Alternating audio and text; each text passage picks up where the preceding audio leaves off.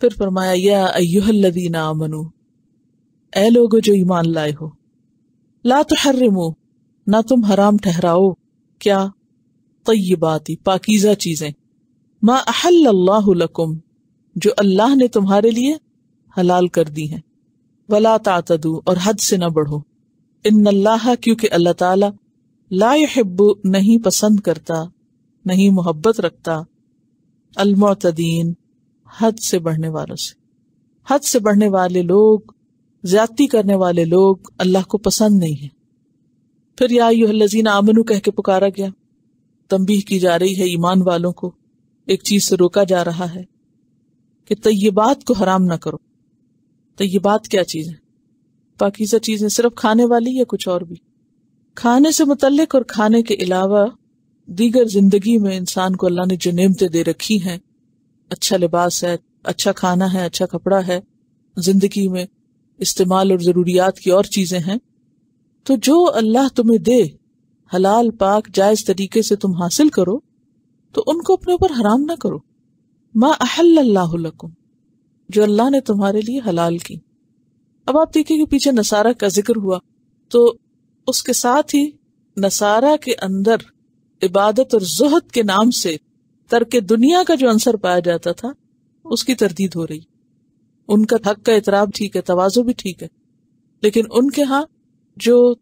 ترک دنیا کا کانسیپٹ ہے وہ درست نہیں۔ تو حلال چیزوں کو، پاک چیزوں کو حرام نہ کرو، یہ شرک فی الحکم ہو جاتا ہے۔ شرک فی الحکم کیسے؟ اللہ نے ایک چیز کو تمہارے جائز قرار دیا اور تم کہہ رہے ہو یہ ٹھیک نہیں میرے لیے، الا یہ کہ کوئی عذر ہو، کوئی وجہ ہو۔ کیا وجہ ہو سکتی؟ کوئی بیماری ہو سکتی ہے، کوئی تکلیف ہو سکتی ہے، کوئی پسند ناپسند کی بات ہو سکتی ہے، لیکن وہ تم اپنی ذاتی حیثیت میں کہو کہ مجھے پسند نہیں، لیکن اس کو حرام نہ کرو۔ ولا تعتدوا، اور حد سے نہ بڑھو، جیسے سورۃ الاعراف آیت 31 میں فرمایا وَكُلُوا وَاشْرَبُوا وَلَا تُسْرِفُوا، کھاؤ اور پیو اور اسراف نہ کرو، إِنَّهُ لَا يُحِبُّ الْمُسْرِفِينَ، کیونکہ وہ حد سے بڑھنے والوں سے محبت نہیں رکھتا۔ اب دیکھیے کہ ایک ہوتا ہے حرام کو حلال کرنا، یہ بھی ناپسندیدہ ہے، لیکن حلال کو حرام کرنا اور زیادہ ناپسندیدہ ہے۔ کیوں؟ اس لیے کہ اس سے لوگوں کی زندگی مشکل میں پڑ جاتی، لوگ مشقت میں پڑتے ہیں۔ جو چیزیں اللہ نے بندوں کے لیے بنائی ہیں، ان کے کھانے پینے کے لیے، پہننے اوڑھنے کے لیے، استعمال کرنے کے لیے،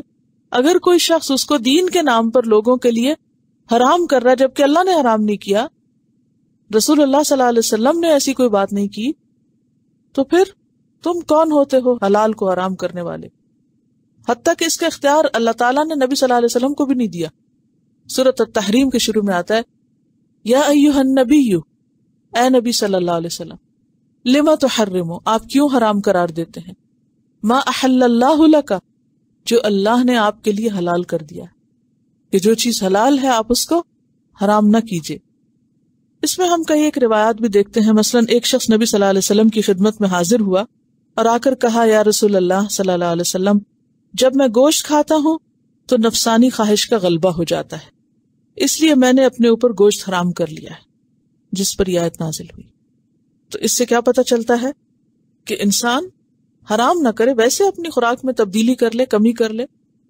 جو چیز انسان سمجھے کہ اس کو سوٹ نہیں کرتی یا اس کے مزاج میں غصہ پیدا کرتی یا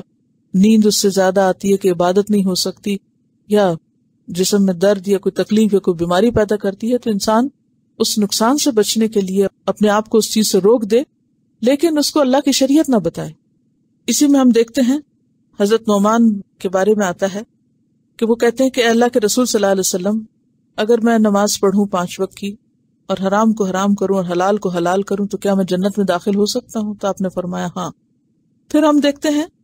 جس طرح نماز پڑھنا فرض ہے، اسی طرح حلال کو حلال کہنا اور حرام کو حرام کہنا بھی لازم ہے، کیونکہ نماز کا تعلق عبادات سے ہے،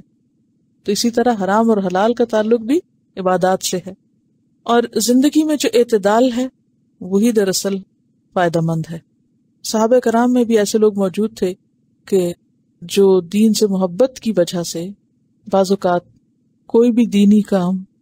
اپنی حد یا استطاعت سے باہر ہو کے کرنا چاہتے تھے تو آپ نے وہاں پر روک دیا۔ اس میں حضرت عثمان بن مظعون کی مثال ہے کہ انہوں نے اپنی بیوی سے کنارہ کشی اختیار کی ہوئی تھی، تو ان کی بیوی نے آپ سے شکایت کر دی، تو اس پر آپ نے ان کو روک دیا۔ پھر سے حضرت عبداللہ بن عمرو کے بارے میں آتا ہے کہ ان کی شادی ہوئی اور وہ اپنی بیوی کے پاس نہیں جاتے تھے، تو پھر وہ ایک لمبا قصہ ہے، خلاصہ اس کا یہ ہے کہ آپ نے ان کو اس سے روکا، یعنی مسلسل روزے رکھتے تھے اور مسلسل رات کو نماز پڑھتے تھے اور بیوی سے کوئی غرض تعلق نہیں تھی، تو آپ نے اس چیز کو ناپسندیدہ قرار دیا اور کیا کہا کہ قرآن پاک 1 مہینے میں ختم کرو، اور یہ ہے کہ رات کا کچھ حصہ سو اور کچھ حصہ عبادت کرو، اور یہ ہے کہ کبھی روزہ رکھو اور کبھی روزہ چھوڑ دو۔ اسی طرح بخاری کی روایت میں آتا ہے کہ آپ صلی اللہ علیہ وسلم کی بیوی کے پاس کچھ لوگ آئے اور انہوں نے آ کر آپ صلی اللہ علیہ وسلم کی عبادات کے بارے میں پوچھا، تو ان کو کم لگی، کأنہم تقالوہا کا لفظ آتا ہے کہ کم سمجھا، کہنے لگے وہ تو اللہ کے رسول ہیں اس لیے وہ اگر رات کو سو بھی جائیں تو کوئی بات نہیں، لیکن ایک کہنے لگا میں رات کو سوؤں گا نہیں، دوسرا کہنے لگا میں شادی نہیں کروں گا، تیسرا کہنے لگا کہ میں روزے رکھوں گا، کبھی دن کو کچھ نہیں کھاؤں گا۔ جب آپ گھر تشریف لائے تو آپ کو بتایا گیا کہ اس طرح کچھ لوگ آئے تھے اور وہ ایسی باتیں کر رہے تھے، تو آپ شدید غضبناک، آپ نے ان لوگوں کو اکٹھا کیا اور کہا کہ میں سنتا ہوں تم میں سے کچھ لوگ ایسی باتیں کرتے ہیں، دیکھو میں اللہ کا رسول ہوں اور میں رات کو سوتا بھی ہوں اور نماز بھی پڑھتا ہوں، میں شادی بھی کرتا ہوں اور میں روزے رکھتا بھی ہوں اور چھوڑ بھی دیتا ہوں۔ ایک اور روایت میں آتا ہے میں گوشت بھی کھاتا ہوں، گھی بھی کھاتا ہوں، تو جو میری سنت سے منہ موڑے وہ مجھ سے نہیں۔ یہ جو مشہور حدیث ہے نا، من رغب عن سنتی فلیس منی، یہ اسی کا حصہ ہے۔ تو اس سے کیا بات پتہ چلتی ہے کہ دین میں پسندیدہ راستہ اعتدال کا راستہ ہے، اور اچھی چیز کو اپنے اوپر نیکی سمجھ کے حرام کرنا ناپسندیدہ ہے۔